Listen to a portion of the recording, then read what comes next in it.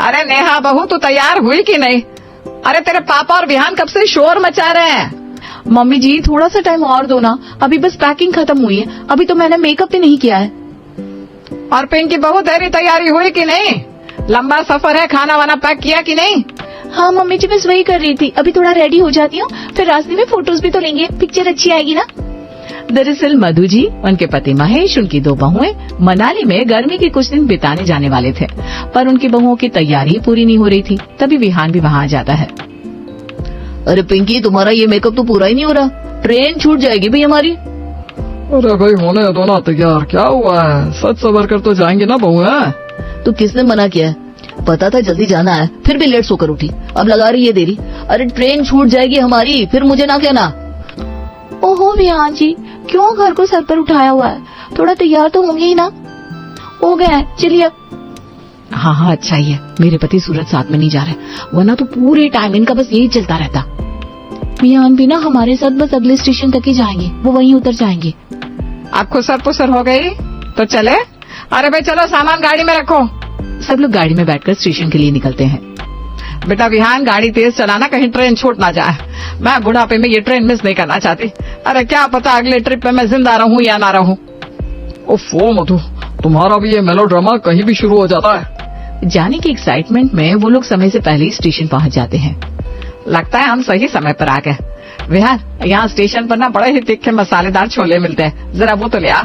हाँ मम्मी, आप लोग रुको, मैं लेकर आता हूँ। विहान निकल जाता है, तभी एक ट्रेन आती है। मम्मी जी वो देखिए ट्रेन आ गई, आओ जल्दी से बैठते हैं। हाँ पिंकी, तुम जल्दी से विहान को आवाज लगा लो, ट्रेन ज्यादा देर रुकेगी नहीं। अरे वो देखो विहान आ रहा है, तुम लोग जल्दी से बैठो। विहान, ओ बेटा विहान, जल्दी से आ जा। सब लोग ट्रेन के डब्बे में बैठ जाते हैं और शांति से आंखें बंद कर लेते हैं। कुछ ही देर में ट्रेन चल पड़ती है। हे भगवान, अच्छा हुआ हम समय से आ गए। ट्रेन छूट जाती तो मनाली जाने का प्रोग्राम कैंसिल हो जाता और मोहल्ले की औरतों के सामने बेइज्जती हो जाती मेरी, वो अलग से। सही कह रही हो मम्मी जी।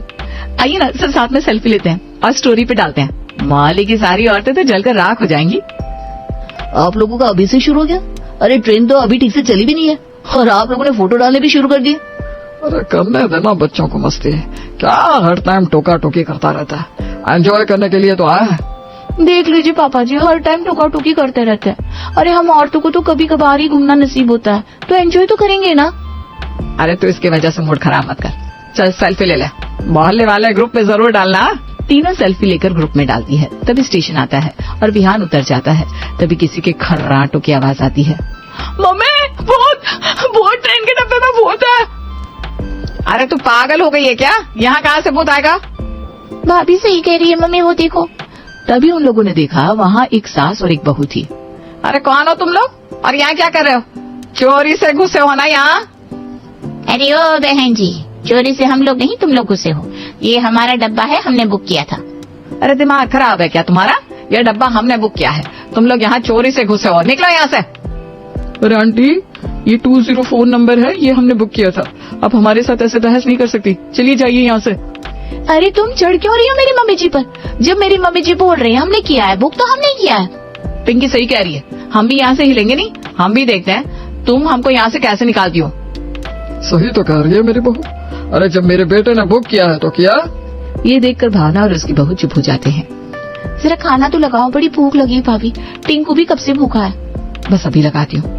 अरे देखना, मैंने खाने में ना एकदम देसी माल बनाया है, सफर में भी घर का स्वाद आ जाएगा।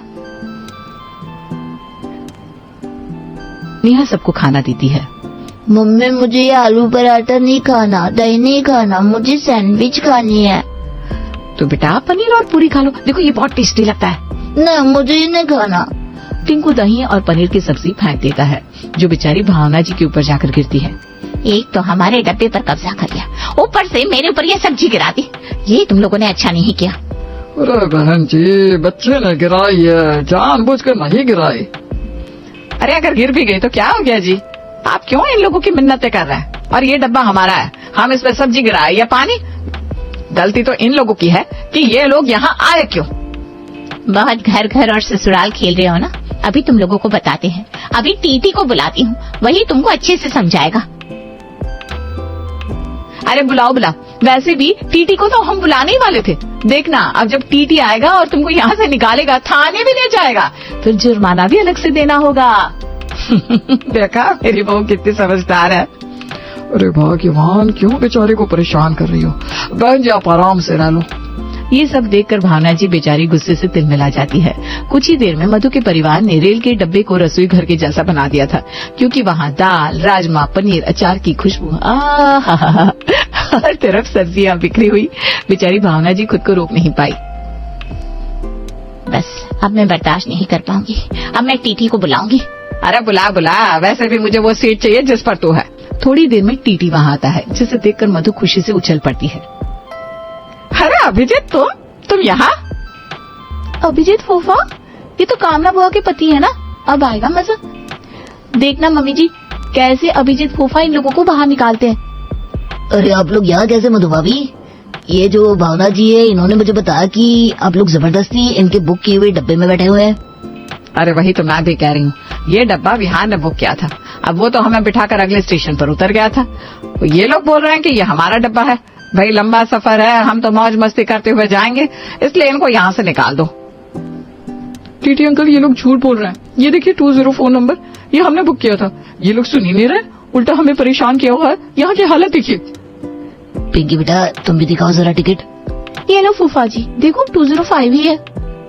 ये लोग सही बोल रहे हैं मधु भाभी, इनका टिकट सही है। आप लोगों का भी 205 ही नंबर है, पर आप लोग जाने की जल्दी में गलत ट्रेन में चढ़ गए हो। ये ट्रेन मसूरी नहीं कहीं और जा रही है। क्या क्या क्या? ये सुनते ही सब लोगों के होश गुल हो जाते हैं। हे भगवान, कहने को तो मेरी पूरी फैमिली पढ़ी लिखी है, पर सही ट्रेन तक में नहीं बिठा पाए। अरे कौन बैठा था पहले? विहान भी तो साथ में था ना? हम दोनों बहुएं बहुत एक्साइटमेंट में थी, पढ़ना भूल गई और जल्दबाजी में इन लोगों को भी बिठवा दिया। सब हमारी गलती है। अब पछताने से क्या होगा? हमें इतना परेशान किया तुम लोगों ने इतने घंटे, अब सजा भी तो मिलनी चाहिए ना, और जुर्माना भी। अरे काहे की सजा? अरे मेरी ननद का पति है ये हमें थोड़ी ना सजा देगा, और अपनों का तो यही फायदा है। अभिजीत, तू हमें सही ट्रेन में बिठवा दे जरा।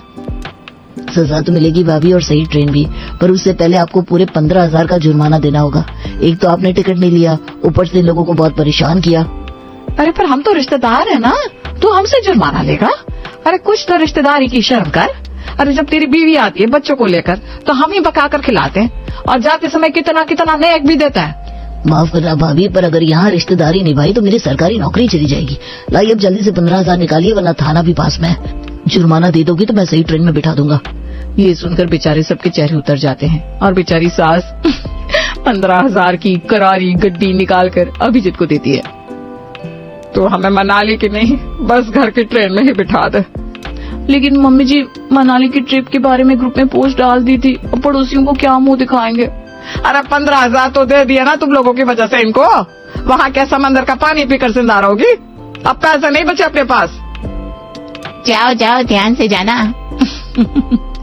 बेचारे सारी की सारी लटका मुंह लेकर घर आ जाते हैं। लखनऊ शहर में दो सहेलियां रहती थी, चित्रा और सरोज। दोनों कॉलेज टाइम से दोस्त थीं, और आज उनके जवान बच्चे थे। चित्रा का एक राजीव नाम का बेटा था, और सरोज की शालिनी नाम की बेटी। मम्मी आप कहीं जा रही हो क्या? हाँ, सरोज के घर जा रही हूँ। क्यों, कोई काम है क्या? आप उनसे रोज तो फोन पर बात करती हो, अब मिलने भी जा रही हो? क्या कहा तूने? अरे बेटा, सरोज आंटी के बारे में कुछ न बोल देना, वरना घर में महाभारत हो जाएगी। मैं अपने शुरुआती दिनों में बोल कर देख चुका हूँ। अरे बाप रे, तुम लोगों के काम में कोई कमी रहती हो तो बताओ। इतना सब करके मैं अपनी सहेली से मिल भी नहीं सकती। अरे नहीं मिल सकती हो। नहीं मिल सकती हूँ? अब मेरा मतलब है नहीं बिल्कुल मिल सकती हो। जाओ जाओ। हाँ मम्मी जाओ जाओ। I am sorry. ठीक है, आती हूँ अभी। चित्रा सरोज के घर जाती है। राजीव अपने पिता से कहता है, पापा सरोज आंटी से मिलने पर मैंने सवाल उठाया तो मम्मी पर तो माता ही आ गई थी। हाँ बेटा, ऐसा ही है, इसलिए ध्यान रखना, आगे से ऐसा कुछ न बोलना, वरना झेल नहीं पाओगे। थैंक गॉड आपने इस टाइम बचा लिया मुझे, वरना एटम बम फट जाता। बेटे को बचाना बाप का फर्ज होता है। चित्रा अपने बेटे राजीव के मजाक को पीछे छोड़ सरोज के घर पहुंचती है, जो बस 4 कदम की दूरी पर था। दरवाजा खटखटाते ही सरोज दरवाजा खोलती है, और दोनों सहेलियां गले मिलती हैं। उनके साथ ही सरोज की बेटी शालिनी और बहू तारा भी वहीं होती हैं। अरे चित्रा आओ आओ, बड़ी देर लगा दी आज। अरे मेरे घर वालों ने पहले ही रोकने की पूरी कोशिश की थी। जैसे ही बोला सरोज के घर जा रही हूँ, सबके चेहरे ऐसे हो गए जैसे मैंने पूरे घर को आग लगाने की धमकी दे दी हो। वो तो है। खैर बताओ, बाकी सब बढ़िया? हाँ हाँ एकदम झकास। अच्छा सुनो, मुझे ना तुमसे एक खास बात करनी थी, समझ में नहीं आ रहा कैसे कहूँ। अरे मुंह से कहोगी और कैसे कहोगी? अरे पर वो मैं अरे बोलो ना, क्या बकरी की तरह मैं कर रही हूँ? दरअसल मैं सोच रही थी क्यों ना हमारी दोस्ती को रिश्तेदारी में बदल दे। क्या? तुमने तो ये मेरे दिल की बात बोल दी सरोज। सच में? हाँ हाँ एकदम। मेरा राजीव, तेरी शालिनी, दोनों एक ही उम्र के भी हैं। मैं तो सोच सोच कर ही खुश हो रही हूँ। अरे ये क्या हो गया? मुझे लगा था सिर्फ गप्पे हाँके जाएंगे, पर यहाँ तो रिश्ता पक्का हो गया। हाय राम। शालिनी हड़बड़ाते हुए भागने लगती है और दीवार से टकरा जाती है, लेकिन शर्म के मारे फिर भी भागती रहती है और कमरे में चली जाती है। ये देखकर वो सब हंसने लगते हैं। फिर चित्रा घर लौटकर राजीव को ये खुशखबरी सुनाती है। राजीव बेटा, मैंने तेरी शादी तय कर दी बेटा, शालिनी के साथ। क्या? उनका घर तो बिल्कुल पास में है। इतनी पास शादी करोगी तो सबको लगेगा हमारी लव मैरिज हुई है। अरे बेटा, ये जो 4 कदम है ना, वो रिश्तों को जोड़ने के लिए होते हैं, दूरियां बनाने के लिए नहीं। अरे क्या फिल्मी डायलॉग बोल रही हो? अरे तू डायलॉग छोड़, लड़की देख। पर माँ, दोस्ती को दोस्ती रहने दो ना। इतनी पास की रिश्तेदारी से तो गली में रोज रोज की खबरें उड़ेंगी। हाय राम, ये दिन देखने के लिए जन्मा था तू? बेटा होकर मेरी बात टाल रहा है। तेरी शादी का सपना देखा था और तुझे ही इनकार करते देखना था। हाय मेरा क्या होगा? अरे ओके ओके ओके, मैं मान गया पापा, ड्रामा मत करो माँ, तैयार हूँ मैं। चित्रा से तो वो बहस नहीं कर पाता, लेकिन फिर अपने पापा प्रदीप के पास ये व्यथा कथा लेकर पहुंचता है। पापा आप ही समझाइए ना माँ को, इतनी पास की शादी, मेरा मतलब ये क्या हो रहा है? बेटा मैं तो हाथ खड़े कर चुका हूँ, ये सब तेरी माँ का प्लान है। शादी तो करनी ही पड़ेगी अब। पापा आप भी एकदम सपोर्ट छोड़ दिया आपने। अरे बेटा, तेरे लिए तो यही सबसे अच्छा होगा। माई का पास तो बीवी खुश। वो अंग्रेजी कहावत है ना, happy wife means happy life. वाह क्या बात कही पापा, वाह वाह वाह वाह। लेकिन आप जानते हो मुझे अभी शादी नहीं करनी है। बेटा जिंदगी हमेशा हमारे प्लान के हिसाब से नहीं चलती, गो विद द फ्लो। और आखिरकार राजीव मान जाता है और उसकी शादी शालिनी से हो जाती है। शादी के बाद चित्रा और सरोज दोनों अपनी दोस्ती को रिश्तेदारी में बदलकर बेहद खुश होती हैं। आजा मेरी प्यारी बहू, अब से हम बस 4 कदम की दूरी पर नहीं, बल्कि एक ही परिवार का हिस्सा है। सही कहा, अब हमारी दोस्ती और गहरी हो गई है। अब ये रिश्तेदारियां निभानी है। शालिनी एक बात तो पक्की है, इस 4 कदम ने मेरी जिंदगी में बवाल जरूर ला दिया है। अच्छा जी, अब तो इसी बवाल के साथ जीना सीखना पड़ेगा। प्रदीप और सरोज हंसते हुए राजीव की खिंचाई करते हैं और पूरा घर हंसी खुशी से गूंज उठता है। एक दिन चित्रा अपने काम में व्यस्त थी कि अचानक उसे शालिनी की जरूरत पड़ी। शालिनी, ओ शालिनी, कहाँ हो भाई? पर कोई जवाब नहीं आता। चित्रा पूरे घर में ढूंढने लगती है पर शालिनी कहीं नहीं मिलती। अंत में वो राजीव के पास पहुंचती है। राजीव, तेरी बीवी कहाँ गायब हो गई? पूरे घर में ढूंढ लिया, कहीं नजर नहीं आ रही। अरे मम्मी, वो शायद अपनी मम्मी से फोन पर बात कर रही थी, हो सकता है अपनी मायके चली गई हो। बिना बताए चली गई? बेटा फोन लगाओ उसे और कहो कि घर लौटे, मुझसे पूछ कर भी नहीं गई। तभी शालिनी घर में तेजी से दौड़ती हुई आती है। मैं आ गई, मैं फोन ना लगाओ, बस घर तक गई थी, मम्मी की लाल साड़ी नहीं मिल रही थी ना, इसलिए। अच्छा अच्छा, तो ये इतना बड़ा इमरजेंसी का मामला था कि बिना बताए ही गुम हो गई। अरे मम्मी जी, 4 कदम की दूरी पर तो है मायका, इतना मत ढूंढा करो मुझे, मैं कहीं दूर थोड़ी ना जा रही हूँ। अगले दिन शालिनी के पास उसकी मम्मी का फोन आता है। शालिनी जल्दी घर आजा बेटा, तेरी भाभी नहा रही है, मुझे बाहर जाना है और गैस पर पतीला चढ़ा रखा है, जरा आकर सब्जी चला दे। अच्छा मम्मी, अभी आ रही हूँ। शालिनी फुदकती हुई अपने मायके पहुंच जाती है। उधर घर में चित्रा फिर किसी काम के लिए उसे ढूंढने लगती है। शालिनी, ओ शालिनी, कहाँ गई फिर से? दिन में 2-2 बार गुम हो जाती है ये लड़की। अंत में जब वो नहीं मिलती तो चित्रा उसे फोन लगाती है। अरे कहाँ हो बेटा? तुम्हें यहाँ ढूंढ ढूंढ कर परेशान हो गई हूँ मैं। अरे मम्मी जी, वो आपकी सहेली यानी मेरी मम्मी ने बुला लिया था, सब्जी चलानी थी। अच्छा, तो तुझे वहाँ सब्जी चलानी थी और यहाँ मैं लट्टू बन गई तुझे ढूंढ ढूंढ कर। आप ना लट्टू ना बना करो, मैं बस अभी आ रही हूँ जरा देर में। ये कहने के बावजूद वो काफी देर बाद घर लौटती है। अच्छा, तो तुम्हें सब्जी चलाने में इतनी देर लगती है कि खाना बनाने का वक्त भी निकल गया? मम्मी जी, वो क्या है ना, जब माँ वापस आ गई तो उनसे बातें करने लगी, टाइम का पता ही नहीं चला। वाह वाह वाह, तुम बातों में लगी थी और यहाँ सबके पेट में चूहे कूद कूद कर मर गए। छोड़िए ना मम्मी जी, बताइए अब क्या पकाना है, अब भी बना देती हूँ। बना तो दिया मैंने, राजीव और तेरे पापा जी को भूख लगी थी, कब से तेरा इंतजार कर रहे थे। अरे ध्यान रखा करो, अब तुम शादीशुदा हो। ओ मम्मी जी, सॉरी सॉरी, अगली बार ना बता कर ही जाऊंगी। इस बार मुझको राणा जी माफ करना, गलती मारे से हो गई। ठीक है पर ध्यान रखना कि अब मायके की सब्जी चलाने से ज्यादा ससुराल की गृहस्थी चलाने पर ध्यान देना है। जी मम्मी जी। एक दिन चित्रा के घर मेहमान आए हुए थे।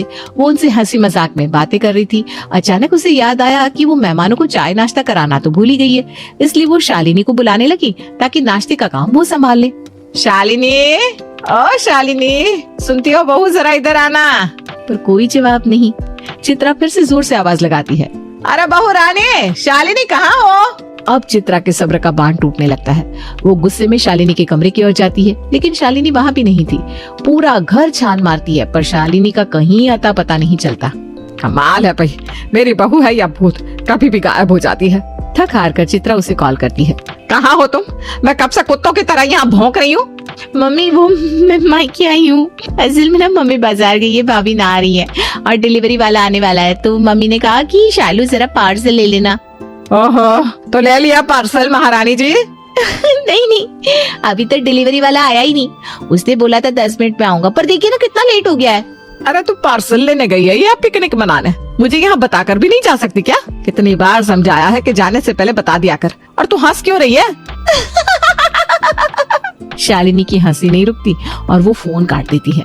और इतना कुछ सुनने के बाद मेहमान बोल पड़ते हैं, अरे भाभी जी रहने दीजिए नाश्ता, वैसे भी इतनी परेशानी हो गई है, बस आप शांत हो जाइए वरना तबीयत बिगड़ जाएगी।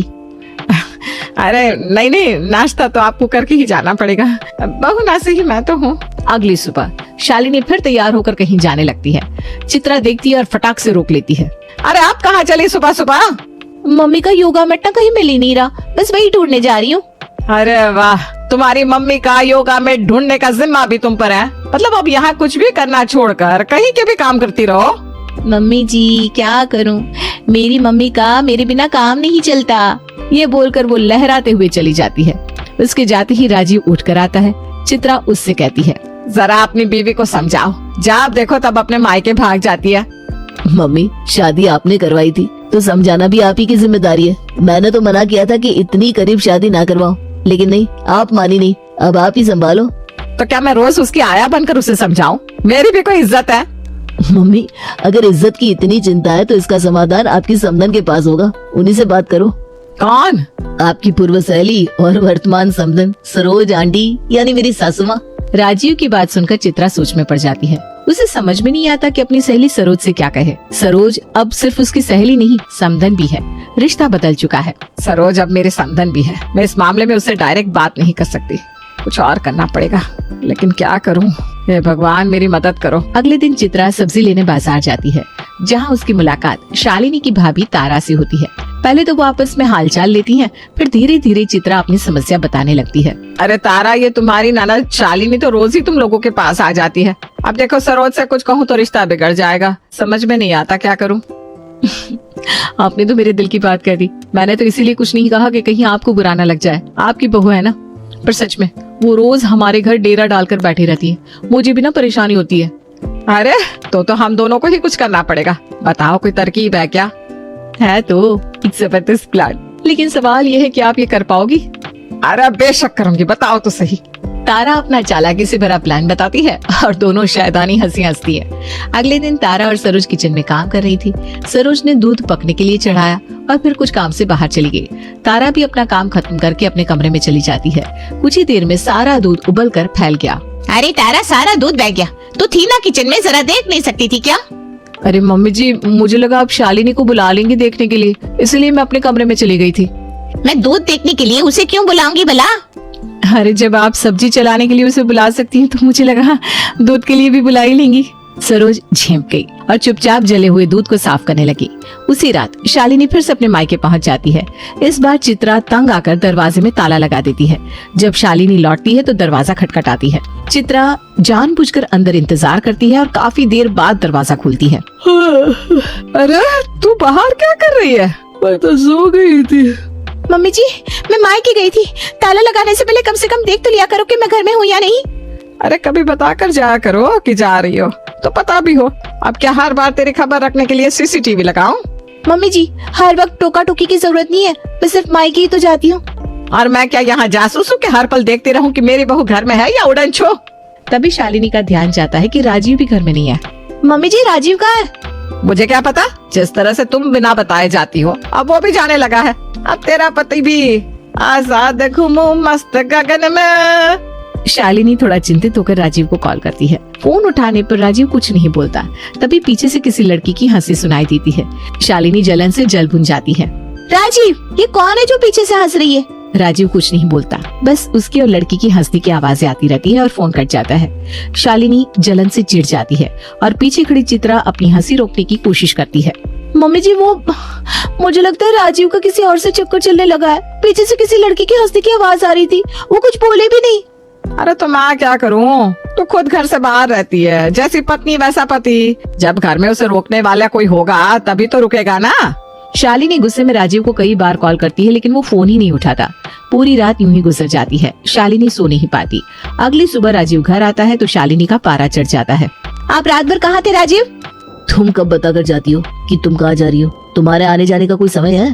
तो फिर मुझसे क्यों सवाल कर रही हो? अब दोनों में जोरदार बहस शुरू हो जाती है। चित्रा दोनों की लड़ाई देख रही थी, लेकिन बीच में नहीं बोलती। अरे बस करो, ये क्या तमाशा है? अरे रहने दो, आज बात साफ होनी चाहिए। इतने में सरोज का फोन आता है और शालिनी फोन पर ही रोते रोते अपनी माँ को सारी बात बताती है। क्या राजीव का किसी और से चक्कर? अरे रुक रुक, मैं आती हूँ। सरोज फौरन चित्रा के घर पहुँचती है। साथ में तारा भी आती है। घर में घुसते ही वो राजीव से सवाल करने लगती है। ये क्या चल रहा है राजीव? क्या चल रहा है? ये बिना बताए जब चाहे अपने मायके चली जाती है। मैंने तो कभी कुछ नहीं कहा, तो फिर मुझसे क्यों सवाल पूछ रही है? बिल्कुल सही कहा राजीव ने, ये तो बराबरी की बात है ना। अगर तुम्हें बराबरी से दिक्कत है तो अपनी बेटी को अपने साथ ले जाओ। तुम पागल हो गई है क्या चित्रा? ऐसी बात है तो मैं अभी ले जाऊंगी बेटी को। ये सुनकर शालिनी घबरा जाती है और रोते हुए राजीव के पैर पकड़ लेती है। नहीं राजीव, ऐसा मत करो, मैं सुधर जाऊंगी, प्लीज मुझे माफ कर दो। ये देखकर राजीव, चित्रा और तारा जोर से हंस पड़ते हैं। अरे ये सब तो हमारा प्लान था। मैं कल रात कहीं गया ही नहीं था, बाहर ही बैठा था। फिर बाद में चुपके से बैठक में सो गया था। बस तुम्हें सबक सिखाना था कि अगर तुम्हारा जीवन साथी हर वक्त बाहर रहे तो कैसा लगता है। लेकिन वो लड़की की आवाज, वो कौन थी? वो तो मैं थी। ये हम तीनों का प्लान था तुम्हें समझाने के लिए। पहले तो राजीव मानने को तैयार नहीं था, लेकिन मैंने जैसे तैसे उसे मना लिया। तुम्हारे इस टॉक्सिक बिहेवियर को सुधारने के लिए सब किया है। शालिनी और सरोज दोनों शर्मिंदा होकर मुस्कुराती हैं। वाह चित्रा, ये तो मास्टर प्लान निकला। तू भी ना खूब है। सो तो मैं हूँ। चल अब जा और मेरी बहू को एक हफ्ते से पहले फोन मत करना, समझी? ये सुनकर सब हंस पड़ते हैं। सरोज और तारा अपने घर चली जाती हैं।